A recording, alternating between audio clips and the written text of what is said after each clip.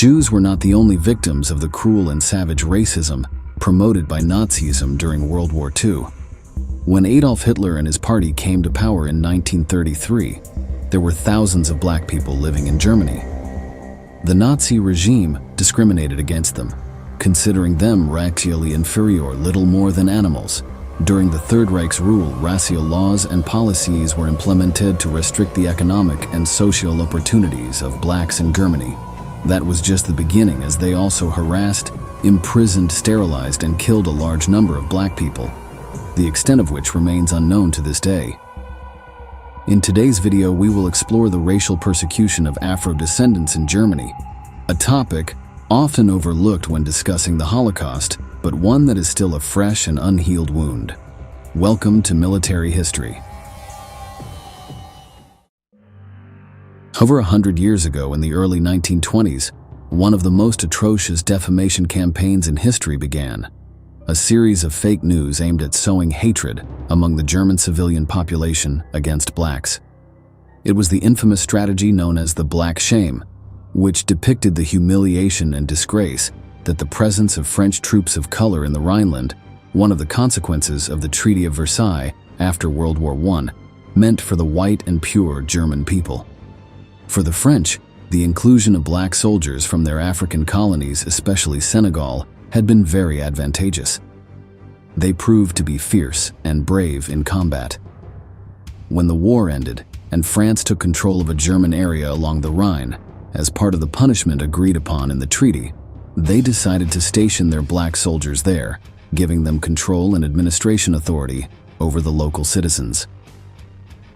This terrified and outraged the German inhabitants, leading the Weimar government, which emerged after the monarchy's fall, to respond with a repulsive advertising and ideological campaign. Dozens of books, periodicals, brochures, posters, flyers with drawings and photographs of guerrillas attacking locals were printed throughout Germany. They were accompanied by fabricated news about alleged attacks by French soldiers on innocent women, raped and defiled by the so-called dark monsters. They were also accused of bringing completely unfamiliar and exotic sexual customs and diseases to civilized people. The premise was simple and direct: portray people of color as the wildest of beasts. The campaign lasted for several years and fueled the rising racism that was becoming more apparent, based on the insane racial beliefs that Nazism was about to inject into public opinion to carry out the eugenic extermination that would unfold a few years later. However, another chapter of hatred towards the Afro-descendant population was still to come. White women in the Rhineland who had relationships with black French soldiers were the target of another moral sanction strategy of the time, known as white shame. These Saxon women and their mixed-race children were persecuted, confined, cornered, and later killed, first by the Weimar government and finally by the Nazis. But this would happen a few more years later. As we will see below, in addition to the racial aspect, there was a component of humiliation and shame in German hatred. The Afro-German children born from these relationships were in a tough position. They were a reminder of the defeat in the war. They were a reminder of the French occupation force. And they reminded people of the inability of German men to protect their women from alleged rapists. That means that the authorities already had these children in their sights by the mid-1920s. They were perceived as a potential threat. The children of black soldiers and German women were called Rhineland bastards. The Nazis, who were at that time only an incipient political movement, considered them a threat to the purity of the German race.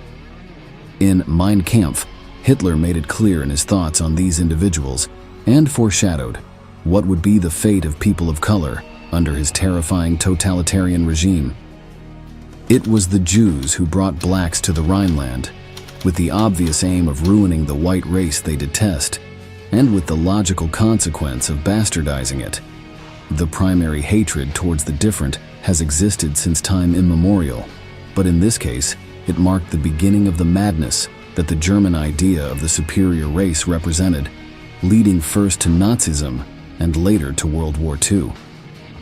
Saying it this way does not convey the same as hearing it from someone who lived the nightmare firsthand. When I was a child, people would scratch my face with a scrubbing brush to show other children that it wasn't chocolate on my face. Obviously, as a child, I couldn't figure out why this was happening to me. I just wanted to be white, to have the feeling of belonging and be like the others. Adolf Hitler and the Nazi Party began to turn their discriminatory and racist ideas into law and practice when they came to power in 1933. The Third Reich aimed to create a racially pure Germany, considering Germans as members of a superior group, the Aryan race. The enemies of racial purity were Jews, Gypsies, and blacks, groups the Nazis considered subhuman. In this context, laws were passed to limit the rights of non-Aryan Germans, with the main goal of excluding these groups from social and political life, putting them on the brink of extermination, an action that would be effectively carried out years later. In September 1935, the Nazi regime announced the Nuremberg Laws, which institutionalized the horrific Nazi ideas about race. These laws initially targeted Jews, but from November of that year, they also applied to Roma and blacks, derogatorily referred to by the regime as gypsies, blacks, and their bastards. There were mainly two Nuremberg racial laws. The first, the Reich Citizenship Law, defined a German citizen as a person of German blood or related to German kinship. The second was the Law for the Protection of German Blood and German Honor, which prohibited racial mixing, or what the Nazis called racial dishonor. The goal was to exclude people the regime considered racially inferior from having political rights in Germany and to prevent impure offspring, staining the Aryan lineage. Some years later, the totalitarian regime would go even further and propose monstrous and invasive legislations, as will be explained below. This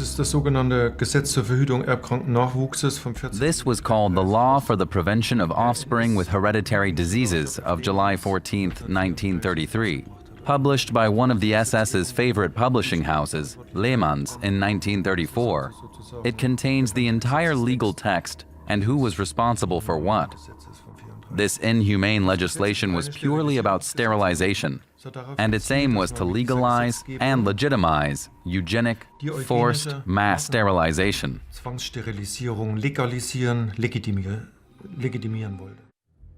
For black Germans, Nazism was a time of increasing persecution, marginalization, and isolation. Although they had faced segregation during the Weimar era, the institutionalized racism of the National Socialist regime made life even more difficult and precarious for Afro-Germans and their families. Many white Germans embraced the ideology of the Third Reich and openly discriminated against people of color on their own initiative. Dismissals, evictions, and extreme poverty were the norm for this discriminated race. Some black individuals recall life in Nazi Germany as a time when strangers spat on them in the street and racially insulted them with impunity, even celebrated by the government and common people. The Nuremberg laws made it difficult for Afro-descendants in Germany to marry, form families, or even build a future. Contrary to the regime's dictates, some blacks had romantic relationships with German citizens. These relationships were dangerous, especially if the couples decided to try to marry legally, as the regime required everyone to seek permission to marry. When interracial couples submitted their application, they were systematically denied for discriminatory reasons and often had disastrous consequences for the pair. In multiple cases, marriage requests resulted in harassment, persecution, and imprisonment. Legal couples, whose marriages predated the Nuremberg laws, were harassed by the Nazi regime, which pressured white German women to divorce their black husbands by offering them better living conditions. The Nazi government promoted moral sanctions against interracial couples and their children, who were insulted and even attacked when appearing together in public. For black children in Nazi Germany, schools became places of humiliation, where they were degraded in racial science classes and ridiculed by National Socialist teachers. I felt as if I was worth so much less than the other children there. I was hid, locked up in rooms, and when I was 10, they tried to drive the devil out of me. I was worth so little that if they could get the devil out of me, then I'd be worth a little bit more. That's how I felt.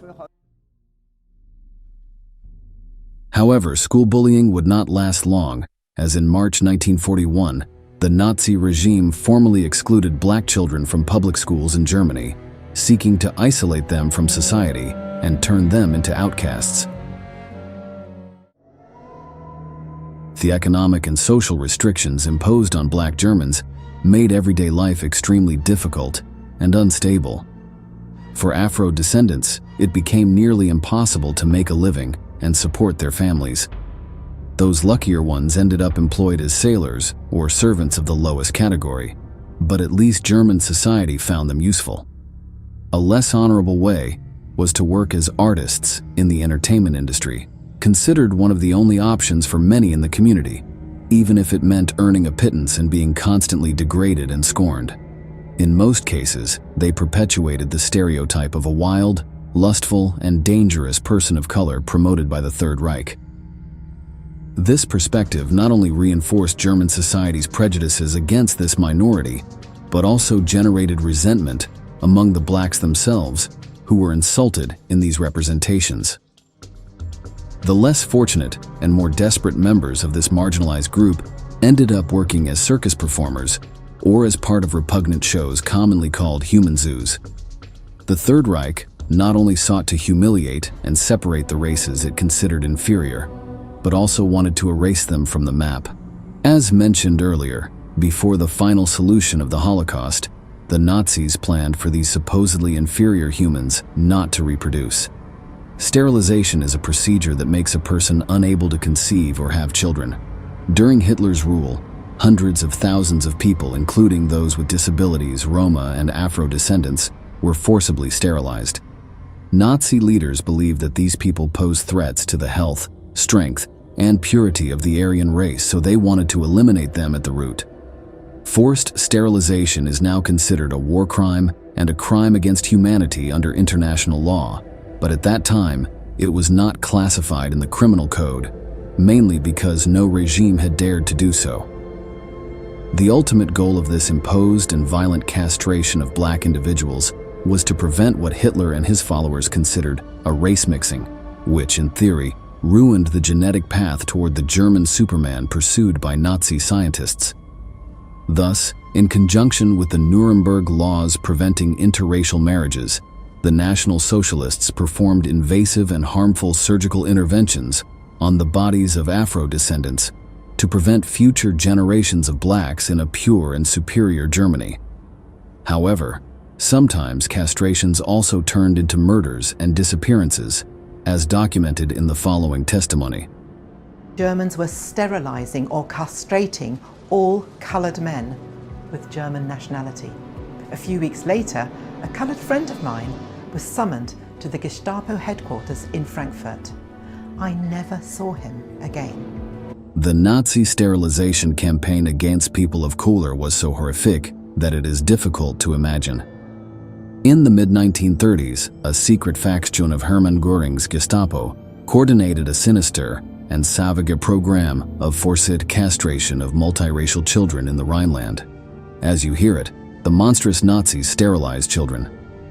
According to official medical records of the time, Reich doctors tracked and forcibly subjected a minimum of 385 children and adolescents to this procedure by the end of 1937, although it is suspected that the number could have been much higher.